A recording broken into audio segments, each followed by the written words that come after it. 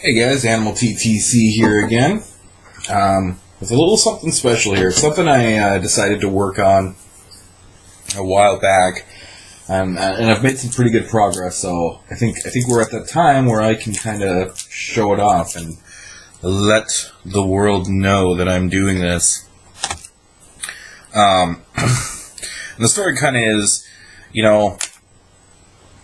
I've never really considered myself a super collector. I don't put any sets together, really.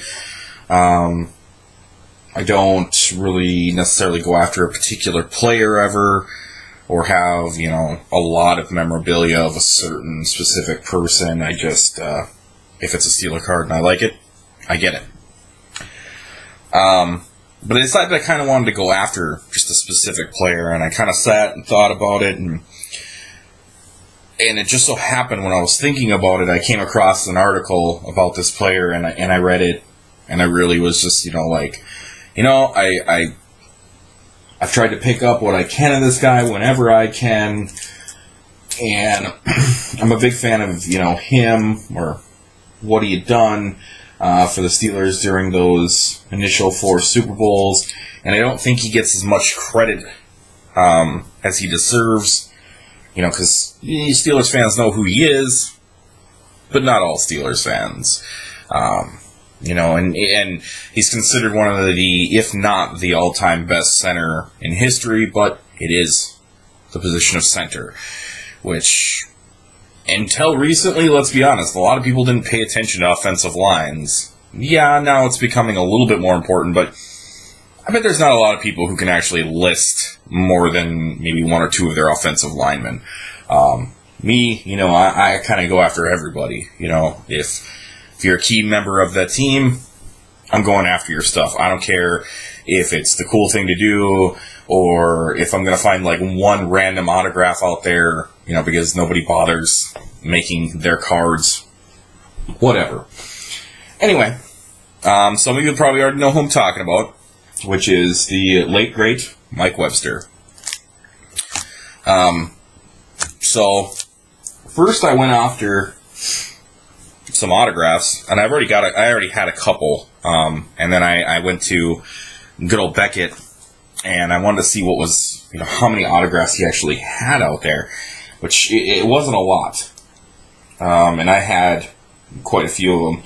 Well, maybe, alright, quite a few that's not the right word to use. I had several of them, 3 or 4 of them. So I had decided I was going to go after it, see if I can get the rest of those autographs that are out there, which is no easy task.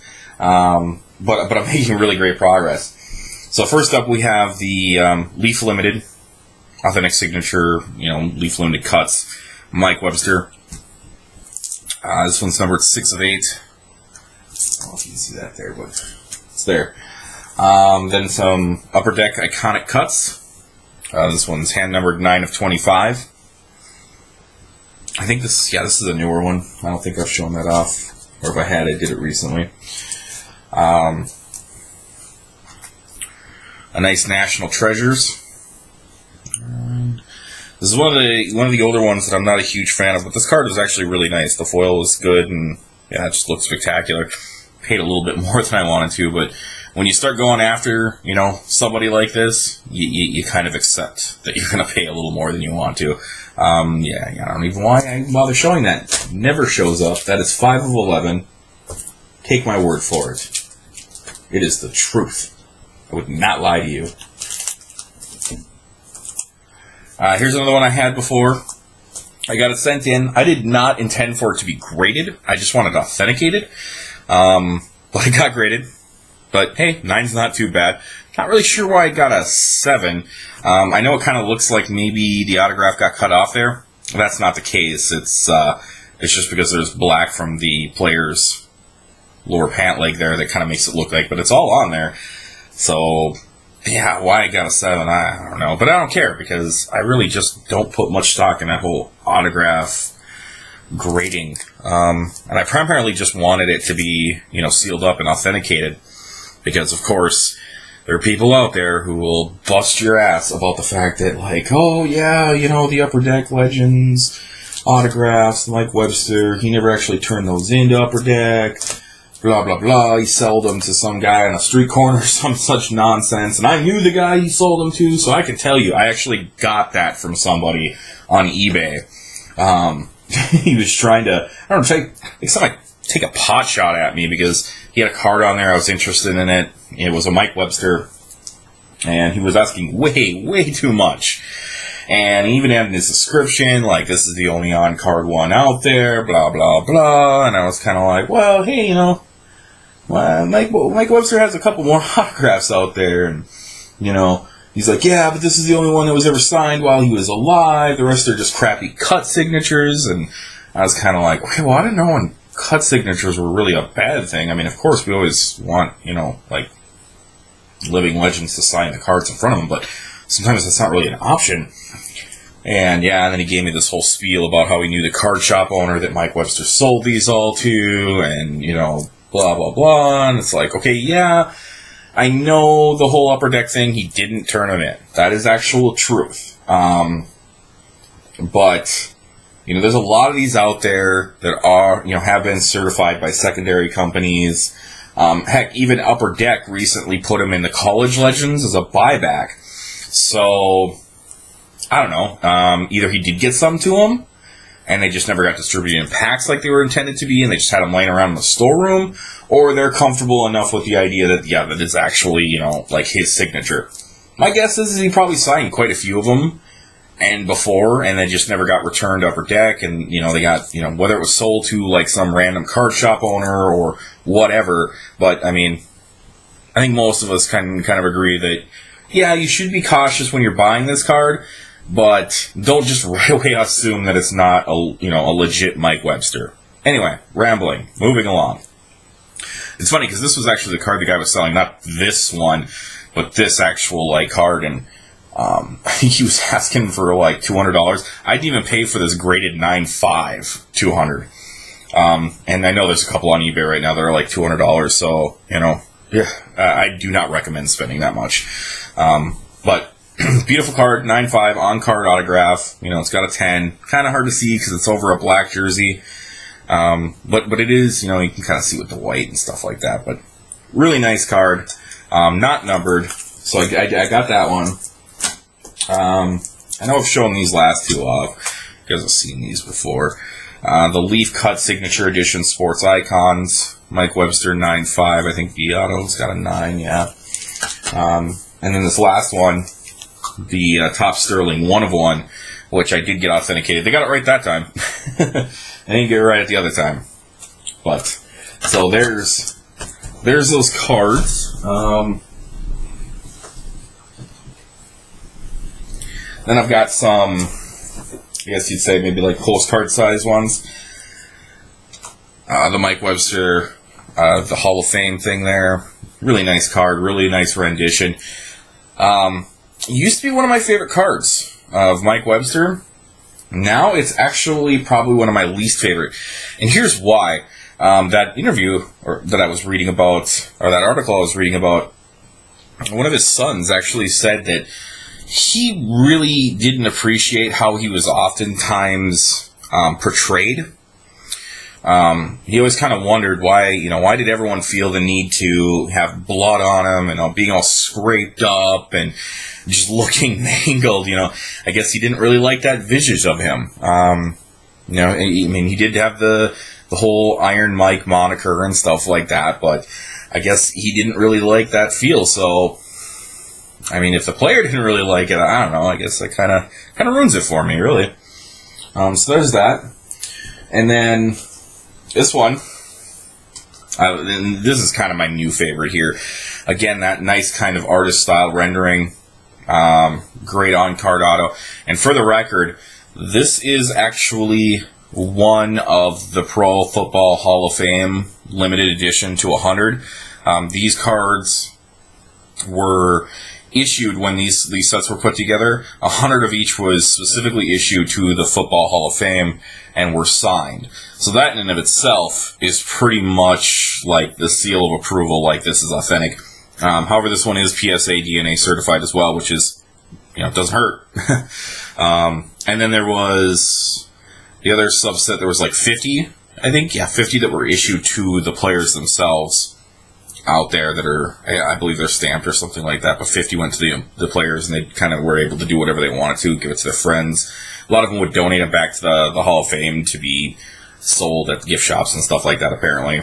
I read this whole, like, goal line art thing, because I wanted to be educated before I invested in a card like this. But, yeah, so, good stuff right there. Really nice card. I mean, all these goal line cards are really cool. I've got Jack Lambert as well.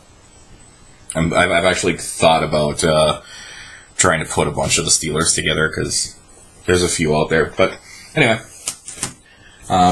Nice card. And autographs just isn't going to be good enough. You can't give the super collector title if you're just going to go after the autographs. You got to do more, right? Okay, so I'm going to do more. Right here, this is a sealed pack featuring Mike Webster on the top. I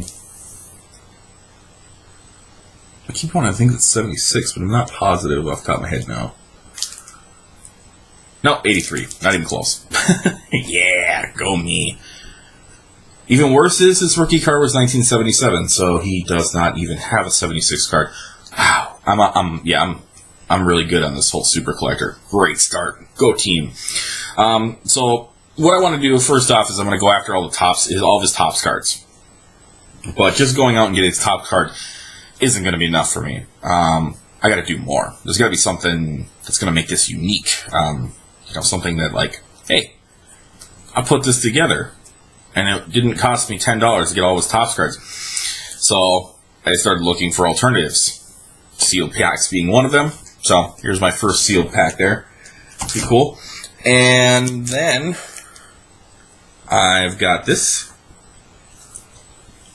guy right there.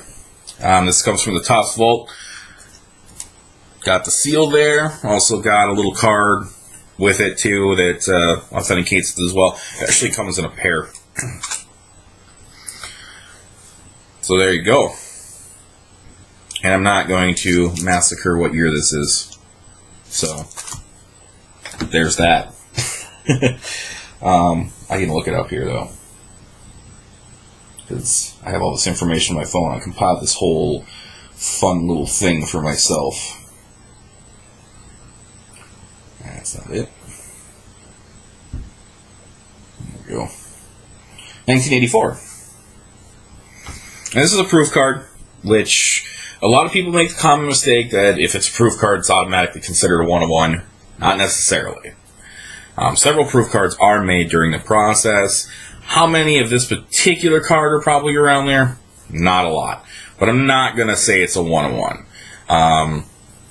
If the Topps Vault, if they'd thrown maybe like a 1-of-1 stamp on the back, I would have been like, okay, I guess we'll consider it a 1-of-1. But proof like that does not equal 1-of-1. Printing plate, yes. Proof, no. Learn the difference. So yeah, I got two of them here. I'm sure this is cyan, yeah, not blue, and magenta. Ooh. There's another one I want to pick up too. Otherwise, I haven't had a whole lot of luck finding anything else really fun and a little harder to find for the other cards.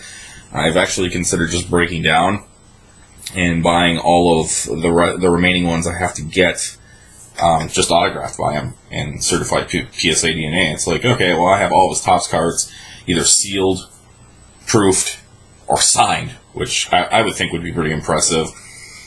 And, of course, I tell myself that's where I'll stop, and then I'll realize that I'm just kidding myself, and then I'll probably go after the stickers that were released by Topps. And once the stickers are complete, then I'll probably be like, well, I've gotten this far, I might as well get the rest of his cards and then have all of his cards, and it'll be ridiculous. I'm not sure if this is going to show up. I'm going to try and kind of show it here. This is my phone, and this is my nice little list here. This is all of his signatures that are in existence, as far as Beckett's concerned. So I'm missing, according to Beckett, yep. No. There we go. I'm missing 3 of them, which, in fairness, one of them is out of Uday Black, which is a 1-of-1. Being realistic, am I going to be able to find another 1-of-1? Probably not. But the fact that I have one of his one-of-ones, I think is kind of impressive. It says a lot for the collection. And then there's Donruss Classic Cuts out of 6, which is something that I feel I absolutely need. And if you know anyone that has one or you have it, I am interested. And then there's 2012, 2013. I still haven't nailed this down. It seems weird. I think it's 2012, 2013. Like, I think the packaging says 2013, but it's listed on Beckett as 2012. Kind of a strange thing there. But Press Pass Platinum Cuts Hall of Famers, number 124. Beckett does not, last I checked anyway, have a listing for what it's out of. So, that could be another 101. Could be a one of whatever. I don't know. So, until I find out what's there, I don't know how realistic it is to go after that guy either. But, wow, 16 minutes all dedicated to this. Let me know. Do you think that is worthy of super collector status? All right, thanks, guys. Have a good one.